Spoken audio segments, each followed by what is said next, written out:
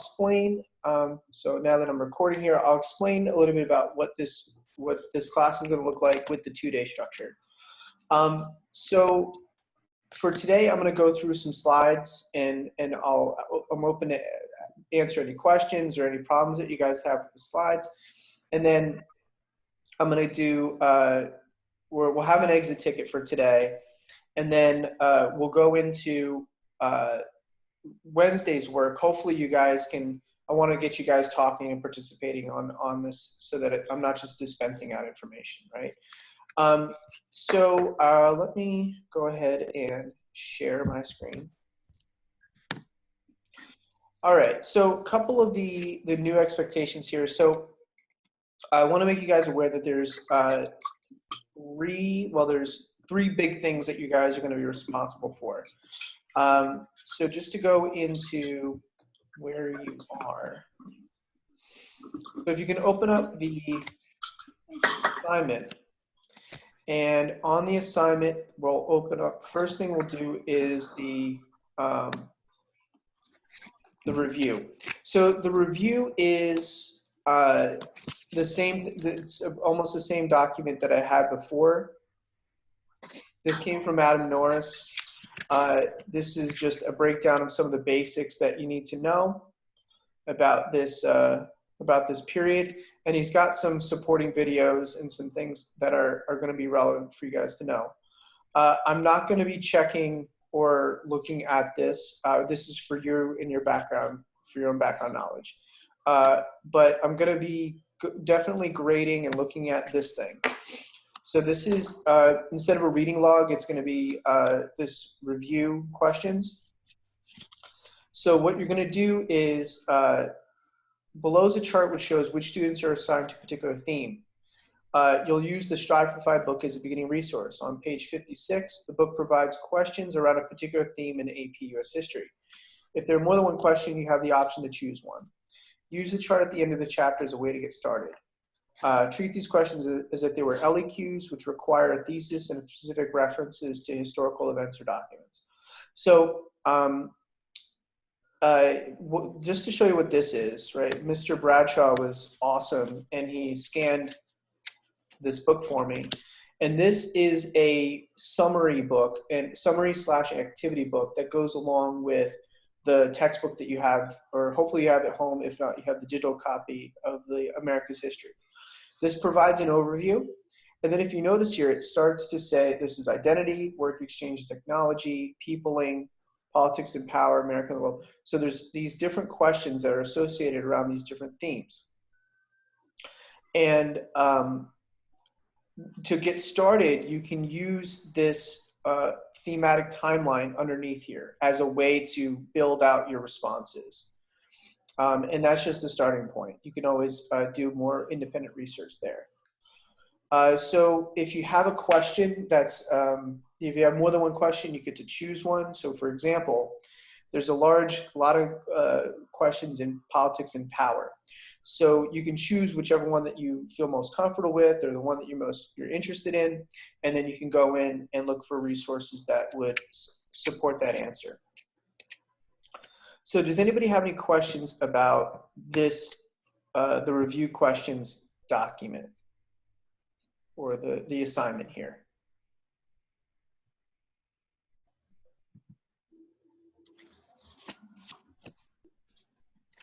So to summarize, you're going to put which question you chose, your argument, the thesis, and then the brief list of explanation of evidence. I want this due before class time on Wednesday.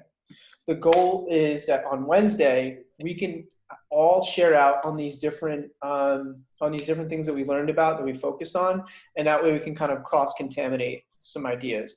And that's what this is for use in class. I'll have you guys record down some key events and documents surrounding that.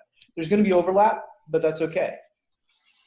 And then due before Friday, I'd like you to take a document and discuss the significance of one of the documents that you cited up here, the key evidence. When I talk about significance, it means that you need to make some connections. I saw people had trouble with this in the reading logs. And it was basically like, okay, if this is if this was written in 1765, then what's the context surrounding what is special about 1765 that might have led to this? Or give me some, if it's context or if it's audience, why does it matter that they're giving this address to this particular group of people? So give me some insight as to why this matters. If you want to, some people read, the purpose of this was to write it, essentially. Well, no. What was the goal? What did they want to achieve from this document? So I want you to, because that's in your LEQ responses, that's what you're going to have to do. You have to develop the answer. Okay. So that's what's on your plate. What I'm going to do is I'm going to run through some things on period 3. And so we're going to start with period concept 3.1. It's that kind of sage-colored one. And again, if you have questions or whatever, just feel free to stop me in the chat, or you can speak out and let me know. So view and present. Okay, so this is centered around the theme that there's the British attempts to assert tighter control of the North American colonies. It led the colonies to pursue self-government. So the big questions here: how did the 7 Years' War alter the relationships between British and colonists, and what arguments did colonists use to resist British actions after the war? Some of this stuff is going to sound very familiar. So this is the proclamation line of 1763. So the French and Indian War ends in 1763. And I want to get this thing out of the way so I can actually see what's being written here. Slide to the right. Okay. View and present. Okay. Okay. So what led to the British conflict and what were the impacts? So the actual cause of the French and Indian War is about the expansion of the British colonists into the interior, into the Ohio River Valley. As British were pushing west, they were encountering the Native Americans and the French. The Iroquois had allied with the British, and the French, as a result, the French were removed from North America. They lost the Native Americans lost a trading partner with the French. And the British colonists continued to expand into native land. It led to this something called Pontiac's Rebellion, and this is Pontiac unfortunately loses this, and but it really settles this proclamation line that Britain doesn't want any further encroachments onto the territory. That's the Iroquois flag. So the impacts of the war: Britain gained massive amounts of land in North America, and France is essentially removed. And that's true because they lose the territory to Spain. And they sell the territory to Spain, and when they get it back for the Louisiana Purchase. Britain came in debt because of the war, sought to raise revenue. So this policy of salutary neglect, which is the hands-off approach, it ends, and Britain begins to collect taxes. The Sugar Act, the Stamp Act, and the tensions of the 7 Year War led to the American Revolution. Right, that's the key idea here. After the 7 Years' War, they sought to limit expansion. Britain forbade expansion of the western to the Appalachian Mountains. That's the proclamation line. And natives resisted encroachment, the colonists. Here we've got the colonists desire to assert the ideas of self-government in the renewed British imperial efforts. What united the colonists against the British? The one idea here is that Britain made the argument that the colonists were being what's called virtually represented in Congress, and so the idea was that they should that they don't need representation; they're being virtually represented by virtue of the fact that they're in the British Empire. Colonists were okay with colonial taxes, but they really resented the idea of British adding on new taxes. One of the ways that they justified this is that at first they began to say, well, hey, we're British citizens too, and why would you treat your British citizens the same way, or this way, that you wouldn't treat them back in Britain? The rights of individuals, taxation, writs of assistance, and admiralty courts, so that they base their ideas off of the Enlightenment, that they shouldn't have their rights trampled on by a government that they didn't consent to. And they also had local traditions of self-rule. I mentioned last week the House of Burgesses, and we saw the Mayflower Compact last week. There's been traditions of self-rule in the colonies for at this point over about 150 years, and so they didn't like the fact that they were being told to do something different. That's a picture of Thomas Paine. Adam Norris calls him T-Pain. And this is Hang the Excise Man. That's the portrayal of the colonists in Boston. Hang the. It was harassing the tax collector. All right. So next up, we've got individuals. Paul Revere and John Hancock were wealthy merchants who protested taxes. Again, this is up in the Boston area. For Paul Revere. Ben Franklin argued America contributed significantly to the 7 Years' War. And there was also grassroots movements from laborers, artisans, and women that urged independence. The Patriot Mobilization, large numbers of men and women contributed to the war effort. We saw that women provided food and other supplies to the war effort. But at the beginning of this, there was always the idea of the British advantages, that they had a larger army, they had a navy, they had superior weaponry and tactics. Like, essentially, they had the ball was the bets were on them to win. But the Americans, they had the familiarity with the land, military leadership of Washington, and a deep commitment to the cause. The Patriot cause was strong, and that's what fueled the victory in the war. And also we had the assistance from France, right, which comes up later when we talk about the French the helping out the French. Just keep in mind that there's the 7 Years' War and its impacts, the political, social, and economic causes of the Revolutionary War. Political, we have the salutary neglect and the virtual representation. We also have the idea of the Enlightenment and self-government. Social was this division between the Loyalists and the Patriots. And the economic causes was the taxation, right, the Stamp Act. How can it be seen as a turning point in history? Well, we go from a happy colony that happily is united with Britain to one that becomes increasingly angry and upset. So I know I'm glossing through this stuff because this should be somewhat of a review here. Are there any questions from 3.1 that I should touch on?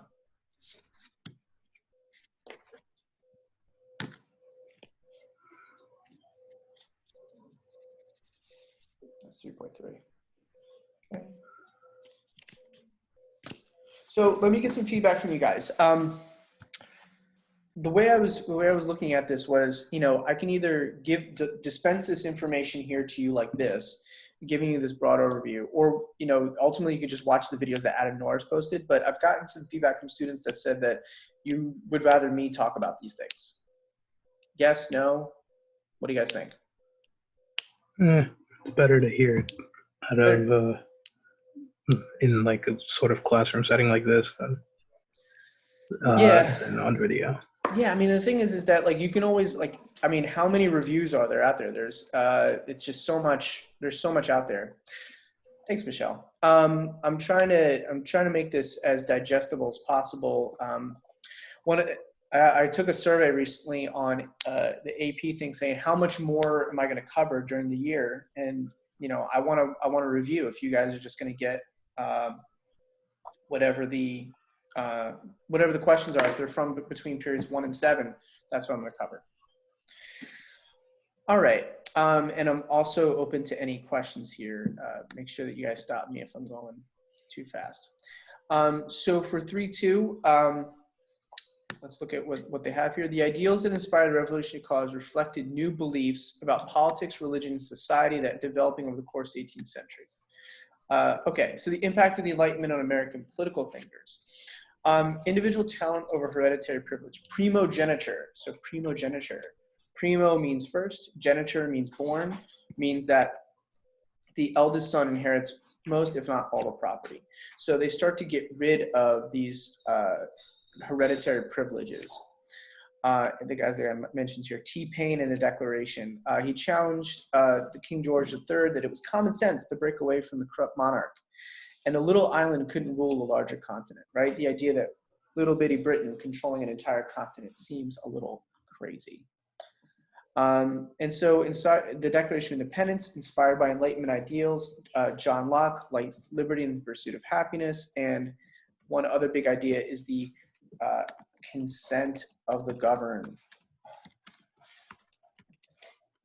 Right? When we think about these overarching ideals of American society, that the idea of expanding the right to vote is a key idea in United States history. Okay. Let's see, we have push for equality during and after the Revolutionary War. Some individuals called for the abolition of slavery. They had the gradual abolition law. A gradual abolition means that when you turn a certain age, then you'll become free. So increased calls for greater political democracy. Abigail Adams wrote the letter to her husband during the drafting of the Declaration saying, don't remember the ladies, right? Don't forget us when you're crafting your new government. But of course, they did forget them. Some of you guys remember the Republican motherhood. And it was an ideal that that women should be raising good patriots and good upstanding citizens for the new government.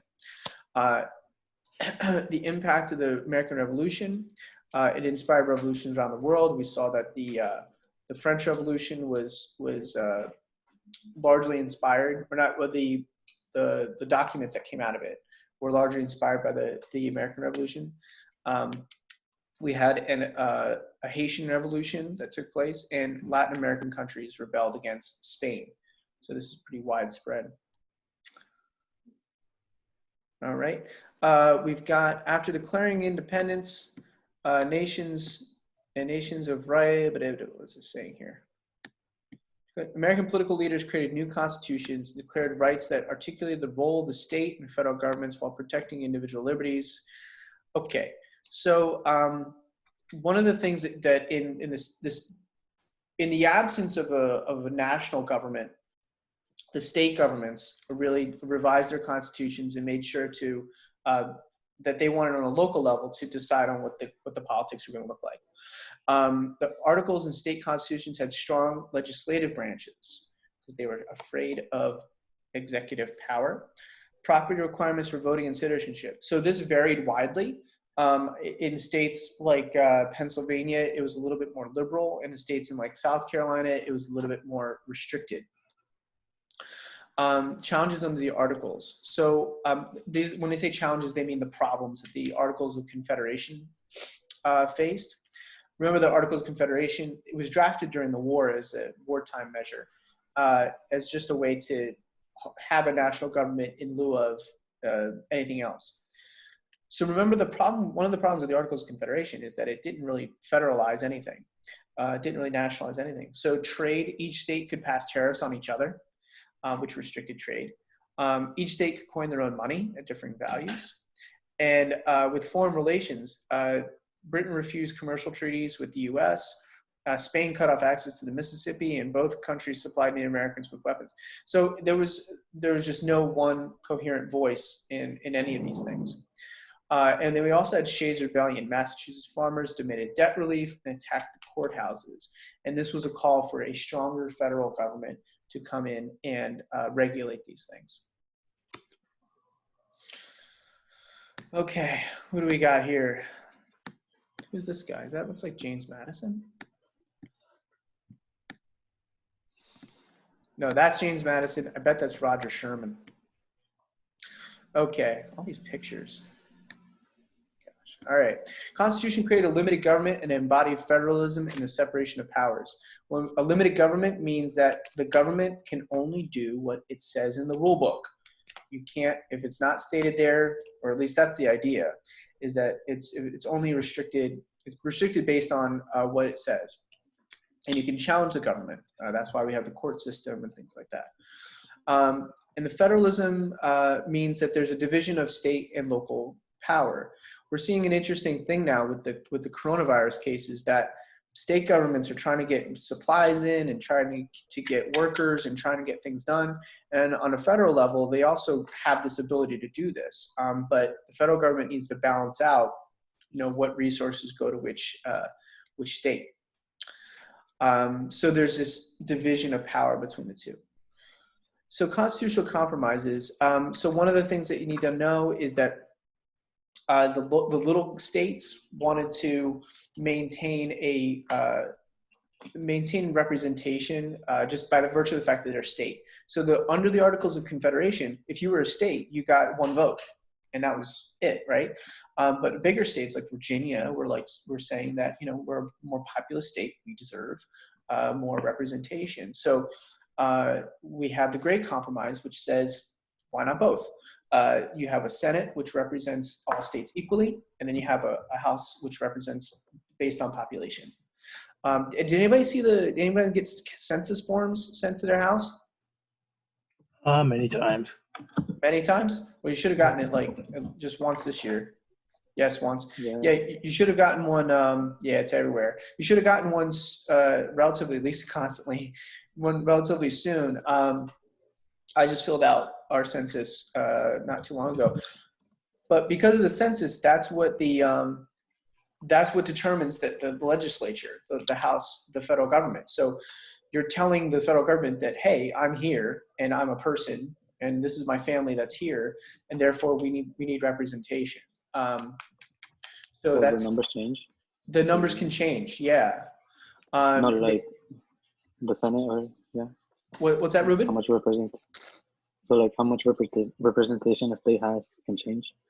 Yeah, absolutely. So now the thing is that the number in the House is fixed.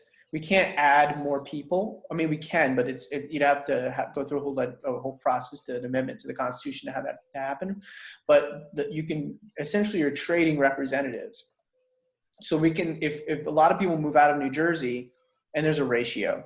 If a lot of people move out of New Jersey and into Pennsylvania, we can lose representatives, and Pennsylvania can gain representatives.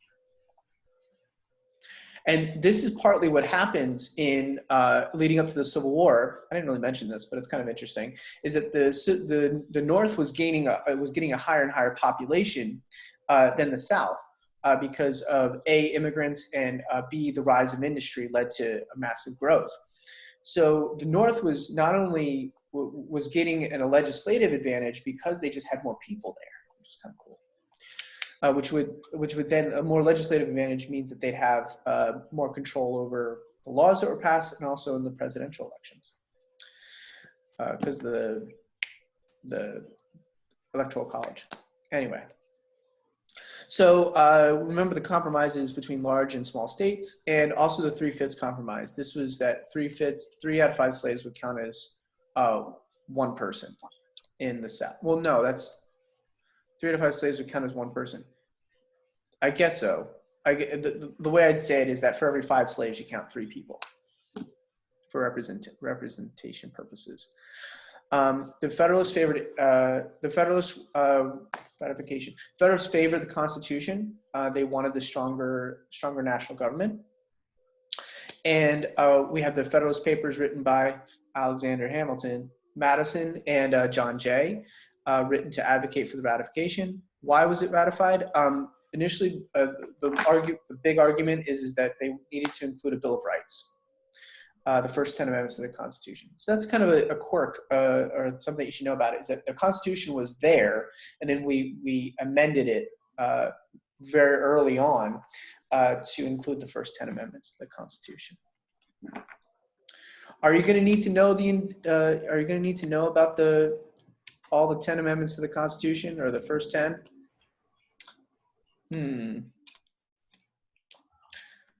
There's some big ones to know, right? You should know the first, you know the second. Those are the ones from the first 10 I would probably say is best. The 10th Amendment is important for about state power, but that's probably what I'd say about that.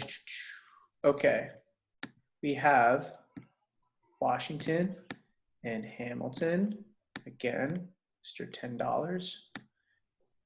Hamilton is $10. Washington's only $1. How about that? Uh-oh.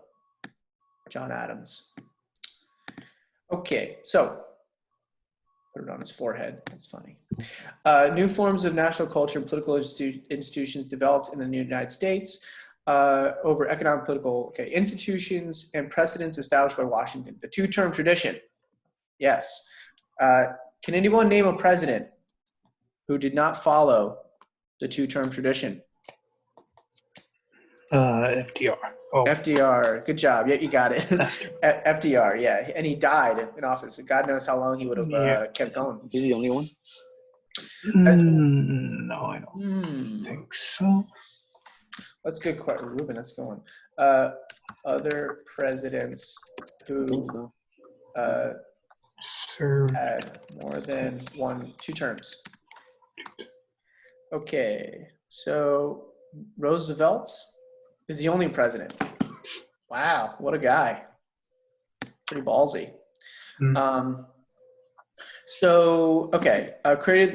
Creation of the cabinet. So the idea is that there's different departments, Department of the Treasury, Department of Secretary of State, right? There's all these different departments that the president has control over and uses to manage these things. Creation of the Bank in the United States, by Alexander Hamilton, which is, you guys got to listen to the Hamilton soundtrack.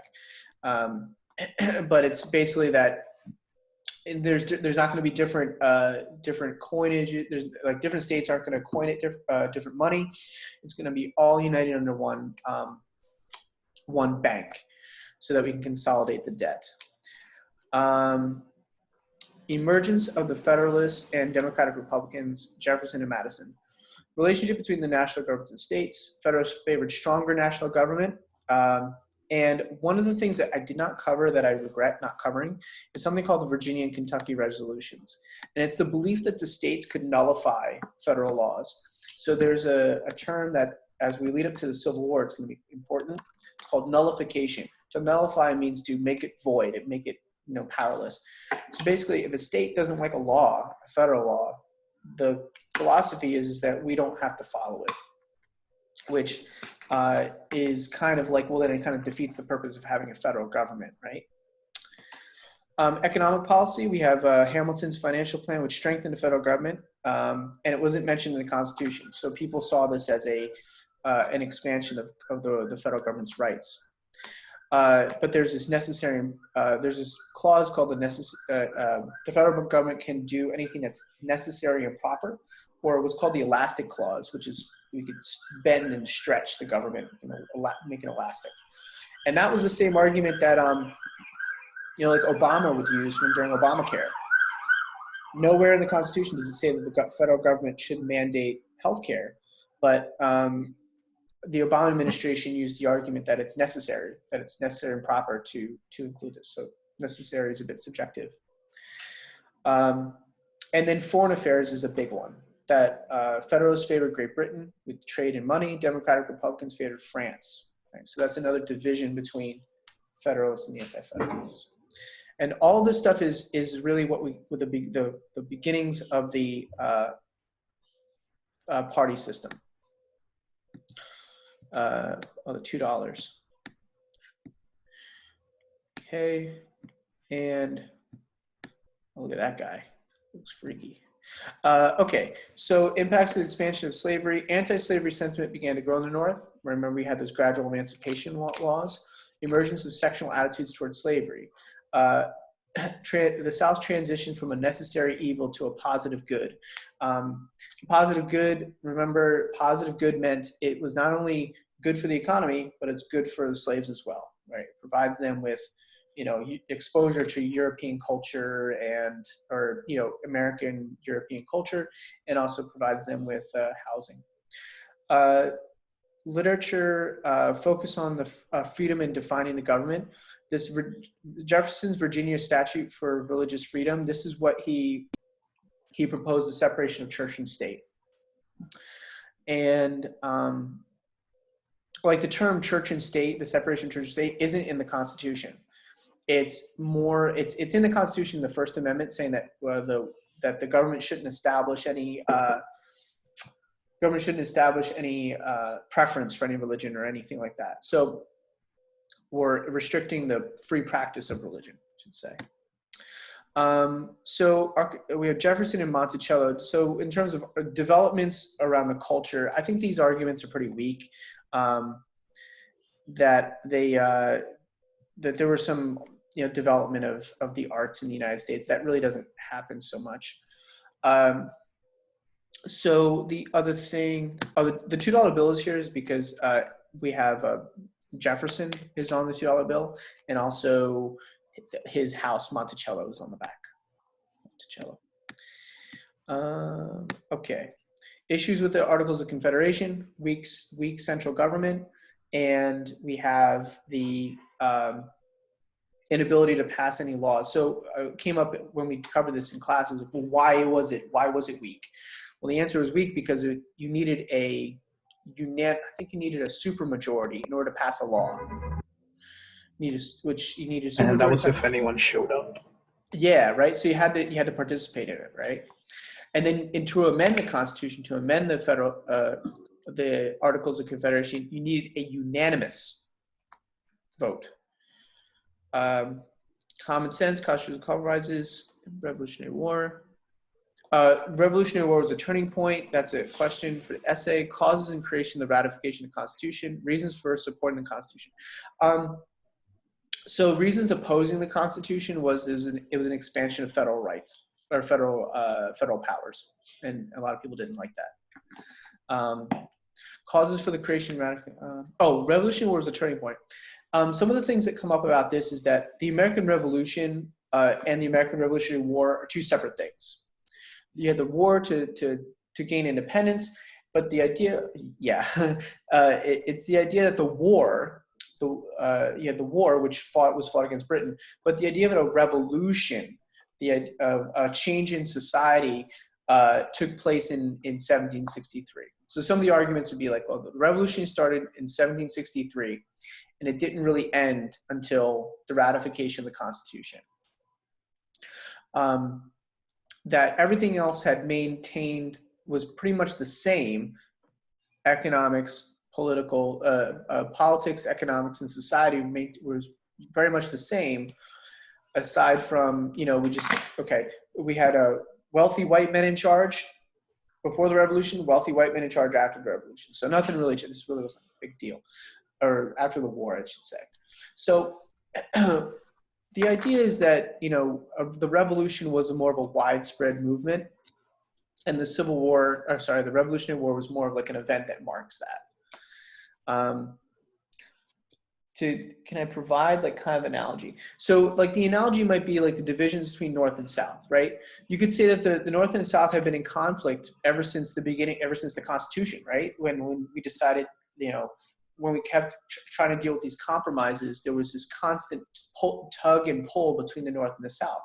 And it really ended in the Civil War.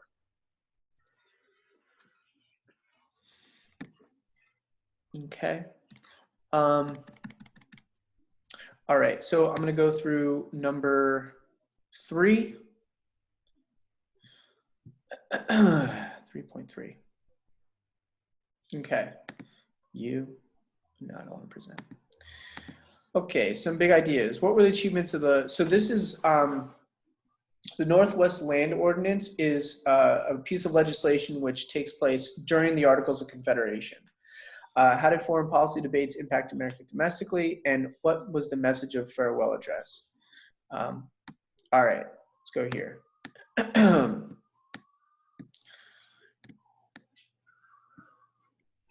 All right. The decades after American independence, interactions among different groups resulted in competition for resources. After the Revolutionary War, we had something called the Battle of Fallen Timbers, and essentially Native Americans ceded a significant amount of land, were allowed to retain some land, but was later taken anyway. We had the frontiers cultures. You should know that we had some local violence or violence out on the frontiers by the group called the Paxton Boys. They tended to settle on the frontier and displaced and suppressed Native Americans. There was the Paxton Boys committed those like mass murders against Native Americans, killing men, women, and children. And there was I remember there being a primary source from Benjamin Franklin saying that we shouldn't do this, and he was against it. Shays' Rebellion of farmers, we talked about that. What this is talking about is the tension between these two different groups. Here we have the tension between the frontiersmen and the Native Americans. Here we have the tension between essentially the wealthy and the poor farmers. Okay. Northwest Land Ordinance in 1787 created a process to admit new states. That was an achievement. And so it guaranteed the freedom of religion and trial by jury, and this was all before the Bill of Rights. A portion of the land sales went to fund education, which was pretty revolutionary.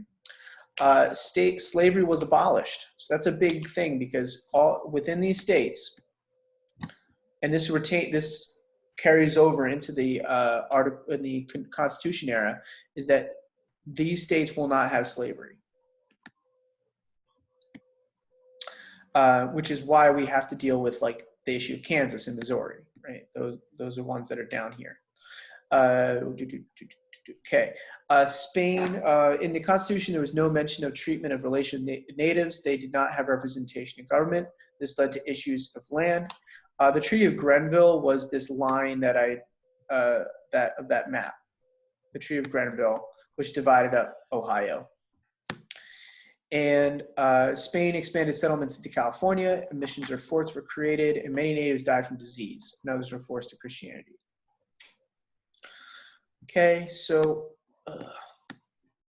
the continued presence of European powers challenged the United States to find a way to safeguard borders. Okay, Jay's Treaty is what was a treaty with Britain, and it was U.S. was supposed to receive compensation for damaged ships. And with this treaty, this was one of the division lines that we shouldn't have had a treaty with Great Britain shortly after the war. There were still upset tensions from that. And then we also had Pinckney's Treaty, which allowed the U.S. to go down and take the Mississippi.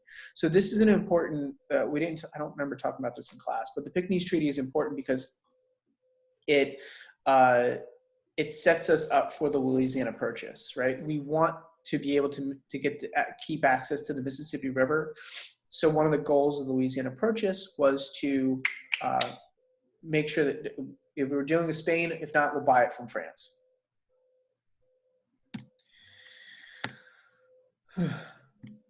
Okay, we got an older Thomas Jefferson. Vive la France. Vive la France. Beware of foreign alliances and political parties. Yeah. Thanks for that. Guess nobody listened. Sucks. Okay, so what impact of the war between Britain and France influenced the American Revolution and Enlightenment ideals? We mentioned that earlier. The U.S. remained neutral in conflict between France and Great Britain. France and Britain sought to keep the U.S. from trading with each other. The impressment means that you take soldiers you kind of force them as prisoners into the Navy. Another cause of the emergence of political parties was the Jeffersonians tended to support the French, and the Federalists tended to support the British. Again, I'll shout out to Cabinet Battle number 2 of Alexander Hamilton's, the Hamilton play. Washington's farewell address encouraged national unity, warned against political parties, permanent foreign alliances. And this came up recently because we were talking about how Washington wanted to stay out of things, but yet as we get into the Unit 7, which is covering the expansion into imperialism and then also into the world wars, this is obviously advice that's not taken. And there's always a people who did not want to involve themselves in the foreign relations. They wanted to stay out of it. And we thought we were geographically isolated, like we didn't need to really get involved. Okay, issues that led to the creation of political parties, foreign relations, economics. It's the same thing that divides us now. It's the economics of it. And Republicans tended to, like in history, Republicans tended to be a little bit more, I'm talking in the recent history, more focused on war and wanted to go to war more. And Democrats typically didn't. Democrats typically want to expand the government and make it more powerful, or make it, you know, responsible for more things, and Republicans typically don't, right? So these things don't change. So I've covered a lot of stuff. I covered going all the way from the beginnings of the revolution all the way to the formation of the political parties. One of the things that's not mentioned here, which is kind of important, is the Alien and Sedition Acts. These were acts in 17 under the Adams administration that this was where they would arrest anybody and deport anybody who were speaking out against the government, and or they were an immigrant. If you were French immigrants, particularly, they would kick you out. So this is seen as a suppression of free speech. Okay, I've spoken a whole lot. Do we have any questions here regarding Unit 3?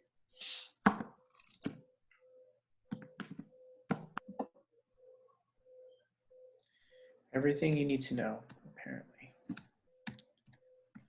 All right. So just going into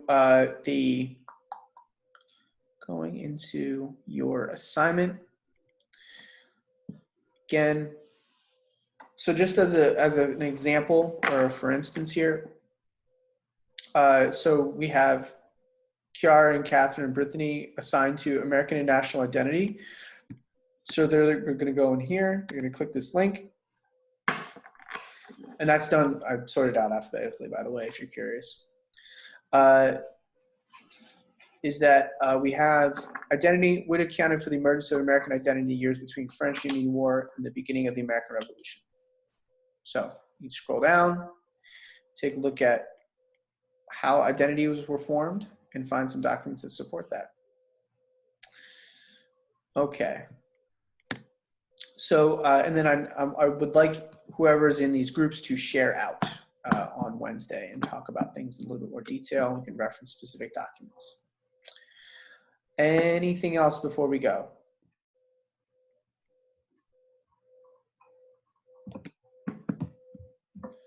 All right, so what I'll leave you with today, and you can do this, how are you going to make classes on Zoom mandatory for attendance and make it count? Okay, so she's upset at this. Okay, I'll figure that out. Classwork. Okay, so edit. Exit ticket. Which figure, person, should be viewed as the MVP of period 3? Most valuable player, most valuable person. Which one do you think should we really look at and say, wow, that guy or that person? That's my answer. And give me a reason why. We got a couple of names that stand out. Some dollar bill people in there. So I'll go ahead and ask this. With the remaining time that is scheduled for this class, which is another 15 minutes, you can draft this, and this will go in as a little exit ticket score for in gradebook. Okay? All right. So go ahead and answer that question using the information or using your background knowledge here, and we'll pick this up on Wednesday. Okay, guys? Thank you so much for coming in, and I'll see you guys on Wednesday.